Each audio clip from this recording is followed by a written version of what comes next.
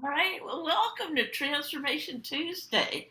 Yep, another one for June 10th. Well, actually, it'll be June 11th, 2024.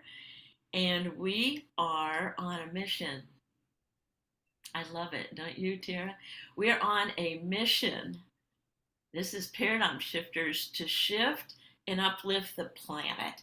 And we've been coming to you every Tuesdays since March 2020 with uplifters, with people who are uplifting the planet. And so for our topic for June 2024, it's allowing yourself to be in awe, allowing the awe, the awesomeness. And I want to read. Oh, my name's Judy. I'm a life master consultant and world class paradigm shifters. Hello. And I want to read something before I introduce our guest speaker from the Daily Word. And the word for this, well, actually, it's Monday, is wonder. Wonder. And the affirmation is I live with a sense of wonder. The world is full of so many wonders. Each day I feel gratitude for the beauty and the magnificence that surrounds me. My heart delights at the feel of a soft breeze and the warm sunlight. I know joy as I listen to birds singing and to the lilt of joyful voices. I am blessed as I savor the flavors of my food, giving thanks for its nourishment. And just as my wonder makes the world a rich and inviting place, it also prompts me to want to know myself more and more as this spiritual being and growing closer to my higher power, my God. And I grow in awe of God, the one presence, of the universe, God, universe, spiritual awakening, whatever. And I contemplate the many uses. So as I was preparing for this, in being in awe, it is definitely getting to be summer and the awesomeness of what's going on out there. And I can complain or I can refocus my thoughts. So I want to give everyone a spiritual vitamin to take for this week. And the spiritual vitamin, in other words, AKA affirmation, is it's never too late to have a fresh start. I love that. Yeah, it's never too late to have a fresh start. So I want to introduce everybody to my friend, colleague, and I remember the first day I met you, Tara, and in Los Angeles, and that your presence for me was always been one of awe, especially when I heard your story and your kids, your twins, and your dedication to that. So Tara Brown is a consultant and an Ivy League graduate who's helped dozens of professionals over the last 9 years generate millions of dollars in revenue. Tara uses her extensive background as an architect and coach to help individuals who don't know what to do next build successful careers, get a clear vision, and harness this inner strength so that their success enhances their personal and professional life. So I want to invite you to come on in here, Tara. Tell So us about happy to be your here. awesomeness and maybe some Mm. stories about, Yeah. yeah. I always think, first of all, I love your topic this month and I love you, Judy. So I was just, can we all just like look like Jude, like let's like take a minute and just look at you, Judy, for a minute. I'm looking at you. I turn my own self view off when I'm on Zoom. And the vitality, the aliveness, one of the things I've always loved about you, Judy, is that you allow yourself to fully express who you are. And Thank and that actually is a really uncommon thing in the world that we live in. People put on masks and they hold back. But the awe of humanity is revealed when we allow ourselves to be who we are. And then I look at the image you have behind you of the mountains and the trees and the I'm a mountains person, so I love that. And that is off for me. Like it reminded me, I thought I was going to start with something else, but back in 2022 in the fall, I did a bike packing trip and we rode our bikes from Telluride, Colorado through the mountains to on our way to Moab, but we stopped a couple days short by plan to this little town of Gateway, Colorado. And we would ride about 120 miles, and it was up and down between 7 and like 11,000 elevation, and just up and down and on the road with fully loaded bikes of our camping gear.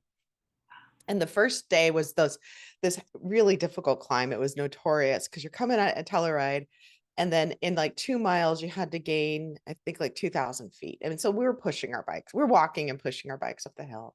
But when we get to the top, we're at 11, just shy of 11,000 feet. And there's this rock. And in this rock, there's this view of the mountains of Colorado. It's very much like the picture behind you.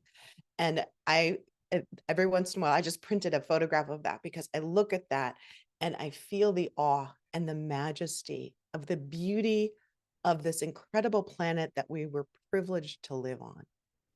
And the and the unfolding of the mountains and the undulating and the snow. And this was early October in Colorado. And so the air was crisp, but the days were still warm. And it was so beautiful. And in the presence of the stillness and the vastness of the mountains, that's a place where I consistently feel awe, like just that wonder, that wow, that place of, for me, awe is almost like a silent thing. There's like not really words that describe it. It's just a state of, oh, and it kind of takes the words away. That's how I know I'm in awe, when I can't find the words and I'm just like in the presence of some kind of majesty.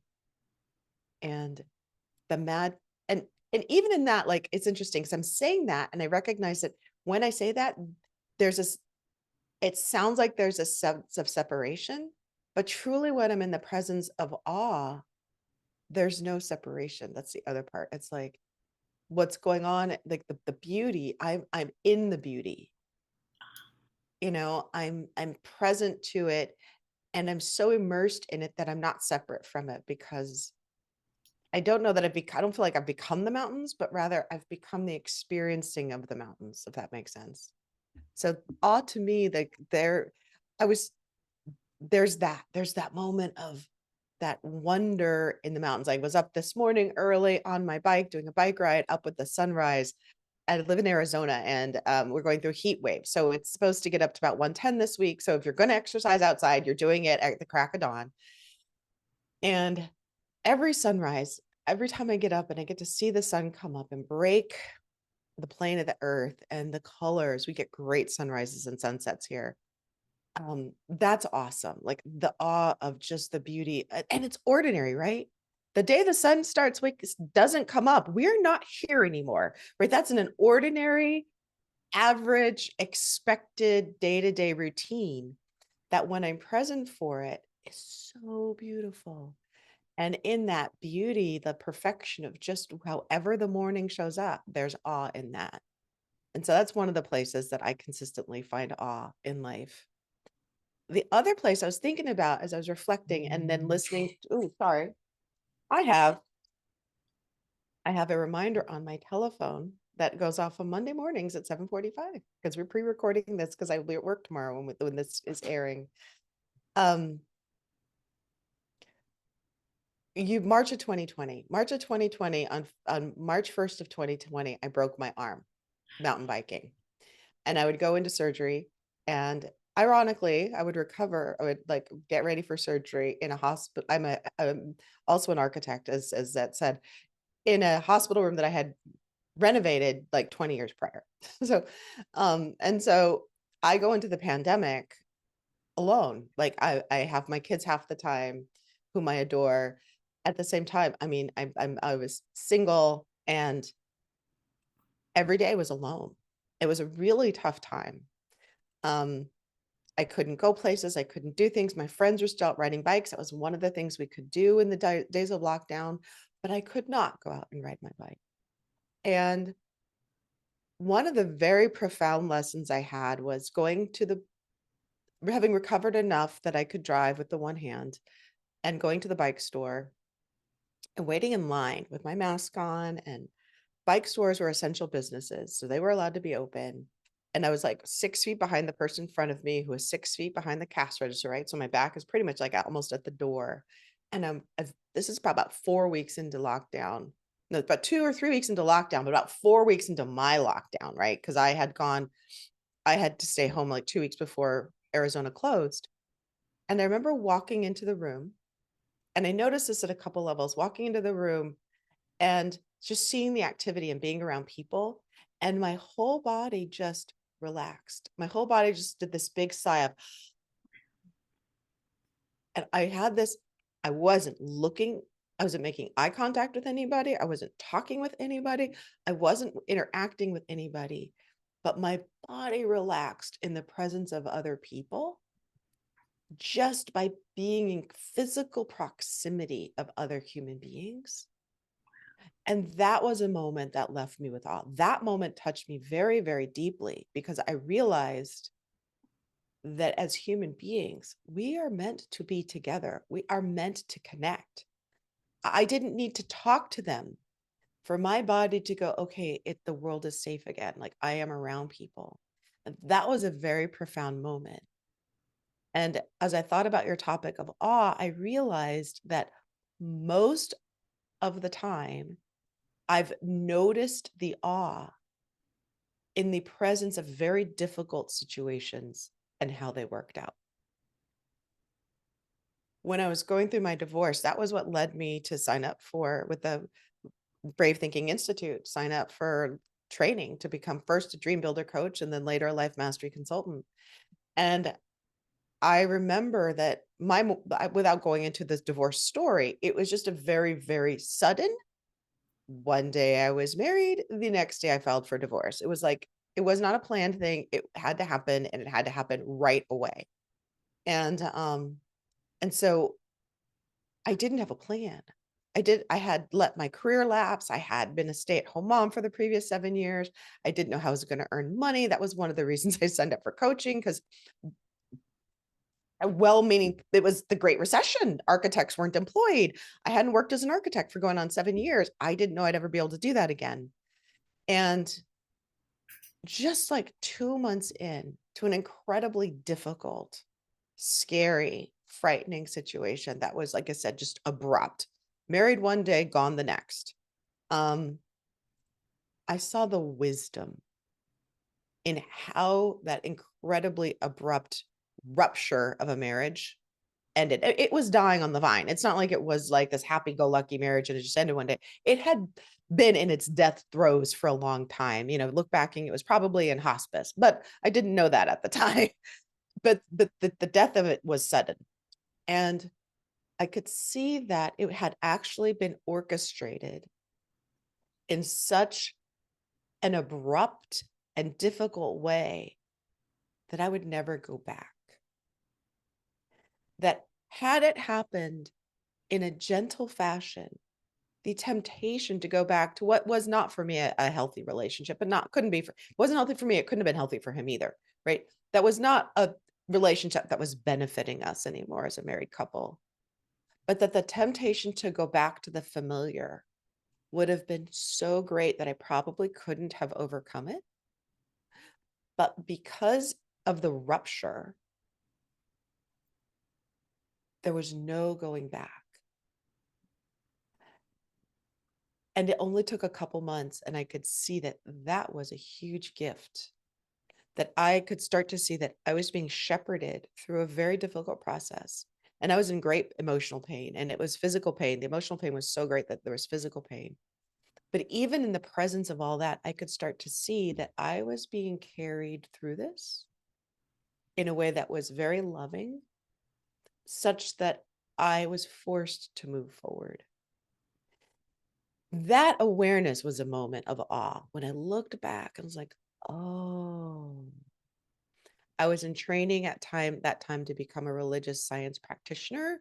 So I was going through, so I had already done the 4 years of study as a deep spiritual student, had been for a long time. And I was in my internship apprentice year. So I was very much meditating every day, doing my daily practices, doing my spiritual mind treatments, you know, doing the study, working, volunteering through the spiritual center, doing all of that. So I had like this foundation that was part of that, but that helped me, I think, have the framework to be able to have the perspective shift to go, oh, I'm being carried through this. And wasn't like I wasn't kicking and screaming. It wasn't like I still like regretted it and wished it had been different. And there were days when I wish the marriage had worked out, and there were days I wish I'd never married him. I mean, all of the above, like the whole roller coaster of feelings. There were days when so glad that my girls were there, and days when I felt guilty for bringing them into the world because I didn't ever want them to be. I never wanted them to grow up in a family that had divorce in it, right? That guilt was really hard to work through. I say that here for those of you that might feel guilty for things that you love and cherish, but you wish had happened differently, that you wish could have somehow, I don't know, like, and just to say that it's normal to go through that feeling of guilt, like, because even in that moment of awe, there was those moments of those low moments and that high moment. But in looking back, it's easy. It had been sometimes easier. And I don't say this as a strength of mine, but sometimes easier to catch the awe when I could see that I was being helped through really tough times, or when I'm in the presence of the mountains, and less easy to remember the sunrise that's here every day. That we can find that place of awe in our day-to-day life and cultivate it. And it doesn't have to be the tragedy. It doesn't have to be the vacation. It can actually be in the presence of the ordinary that we find the awe. And where I am now is endeavoring to find the awe way more often in the day-to-day things, in the ordinary, in the eyes of a friend, in the hug of a loved one, in those ordinary moments that can open me to the presence of the awe and the wonder that are here in this now moment and are here in every now moment if we allow ourselves to see that. And so it's been a journey.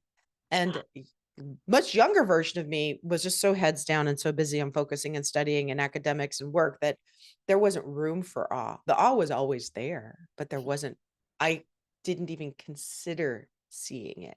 I didn't gift myself time for wonder because I was so busy just driving forward and being focused on career and professional and all the things that I thought I was supposed to be, that I forgot about this incredible, this beautiful floating rock, this incredibly beautiful planet that we get to live on, that is spectacular in its wonder and its beauty and its majesty. And, even just that, like just reconnecting to earth, there's awe, like the seedling. Like I've been watching Instagram shorts, and I've been absolutely, you think that my Instagram feed right now is showing me pictures of koala bear mothers and their babies and seeds like that are put in right in front of a glass and watered and watch them germinate. That if you watch like a seed, something that looks dead, and you actually find that moment where you put it in the soil and they water it and they do time lapse, and all of a sudden the life comes out of it. Like first that little rootlet, and then the cotyledon, and then the little leaves, and then it grows into what it, like, that's awe. Just, I think that's why I watch them, like the transformation of that thing that looks like not much we take for granted into life. And all it needs is a little water, a little sun, and a little soil. It's incredible.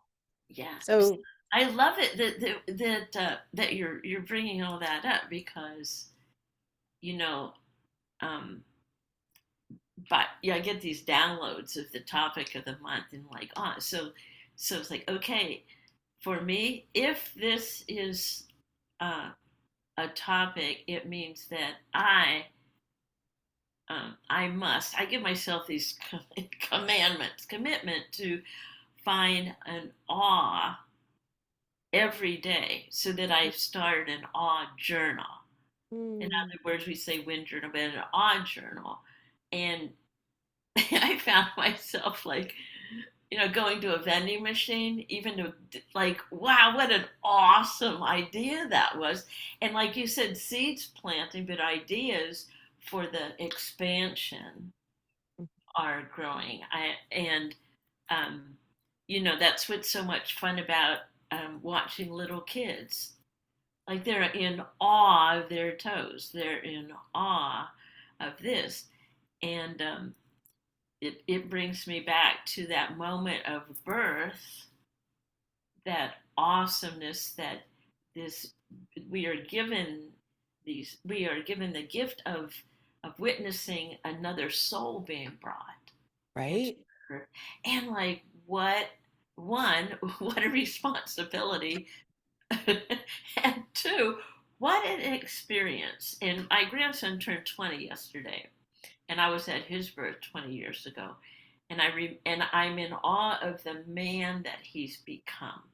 Mm. And I think we talk so much about it's not so much the end of the destination, but all the moments in between, the ups and downs, the Yeah. highs and lows. You mentioned this picture, boop, boop, boop, boop, boop. That's in Crested Butte, Colorado. And, there's a vision with that. The reason I do that to remind me to, I'm sitting here in hot Texas, to remind me that's where I'll be at the end of July. Mm. And this end of July, we'll have the experience of spreading ashes of a friend of mine who would be in that spot over the years. Mm. And there's a part of me that's in fear of like, well, one, am I gonna, well, all kinds of fear. And another thing is, wow, if I, it's like we talk about visioning all the time. If I visioning the awe moment, then the awe moment will come. Yeah. In Texas, the awe moments will come in Texas as I keep visioning. So what I would like to know too, and we'll, can you give us a tool of possibly when you're out of awe, into Yeah. that fear, into that panic? What is something possibly that you do or that you teach your clients um, to get back in that moment, to appreciate, whatever it is, the awness. But let's go into the woods where it's not awe. What Right. would you suggest to bring your back into center? It's interesting. I was actually just doing a meditation this morning and reminding myself, like I needed to ground this morning just for the day, for the week. And so one of the practices that I've learned and have cultivated, especially for us as women, it matters for men listening, this matters for you. And there's a nuance, there's a very subtle nuance difference between men and women. But I learned it in a training for women, is to drop my attention. So when I forget, the first thing I would do, and why don't I just demonstrate, and like actually this can be a little meditation for those of you that are listening to it, and feel free to make this your own. And so as women, we are vessels of creation.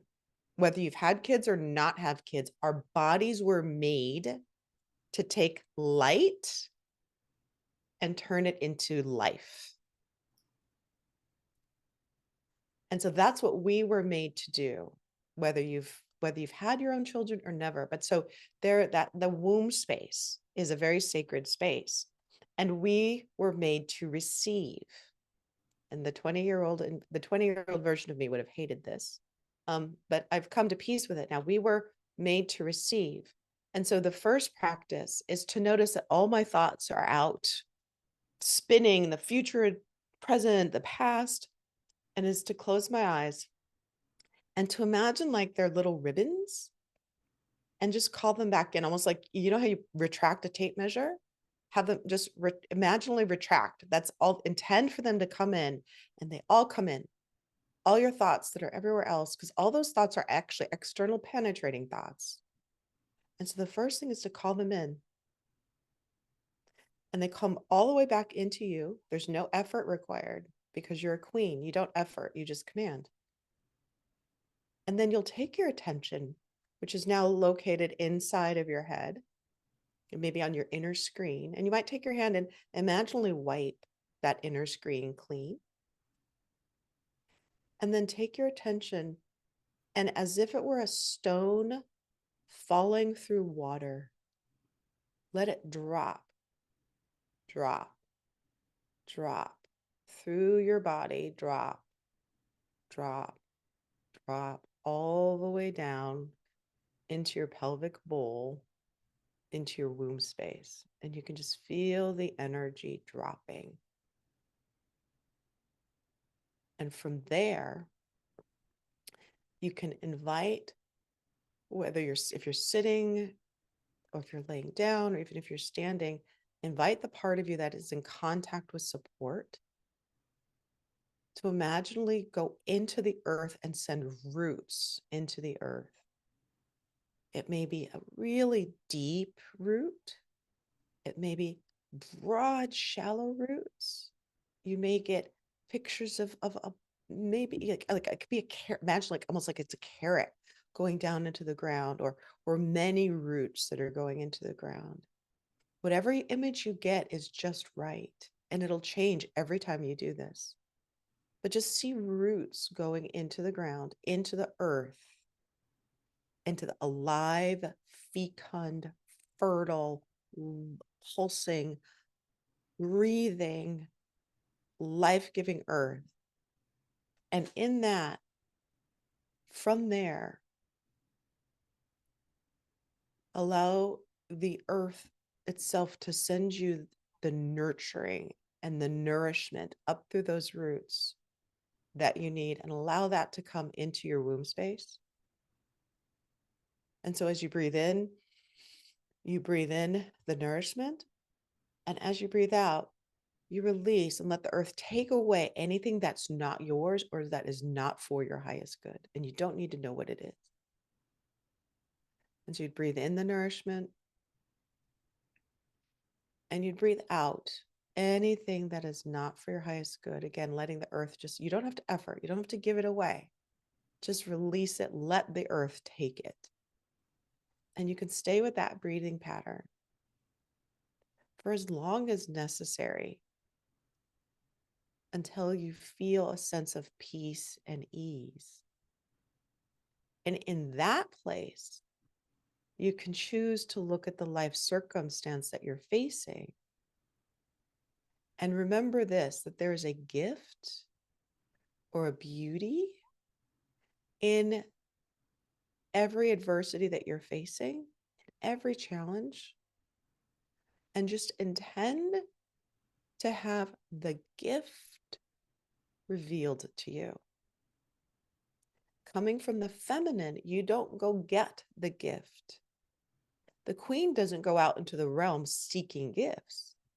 She sits on her throne and the gifts are presented to her. And she chooses to receive them for the good of the realm. It's not selfish. It's for the good of all that she serves.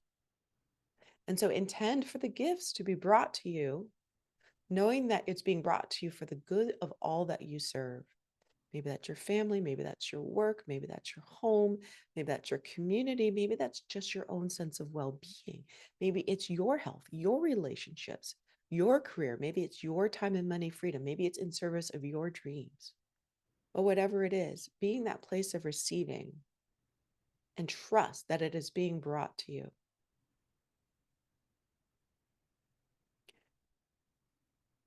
And then in that confidence, in that feeling, in that shift of your own energy, you can begin to find the awe.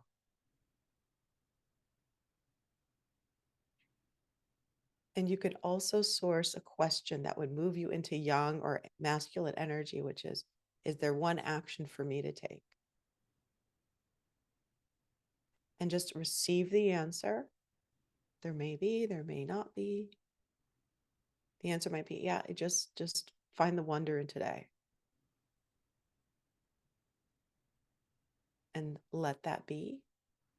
And take the action later in the course of the day, but notice it. Be grateful, be thankful for receiving. knowing that you're receiving from that higher part of yourself. And then you can just ease into that. And when you're ready, you can open your eyes and just relax.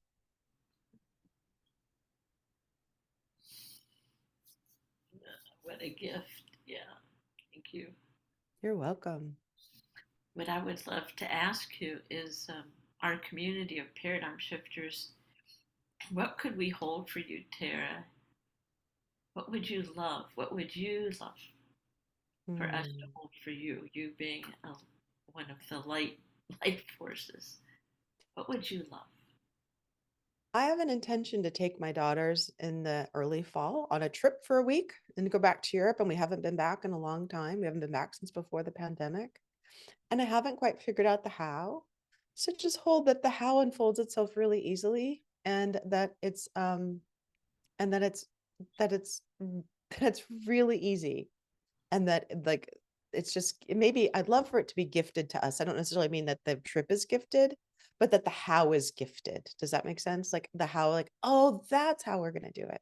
The what is very clear. And so that's what I would love. It's like the girls and I are with dear friends and we're spending a week in Europe in early October.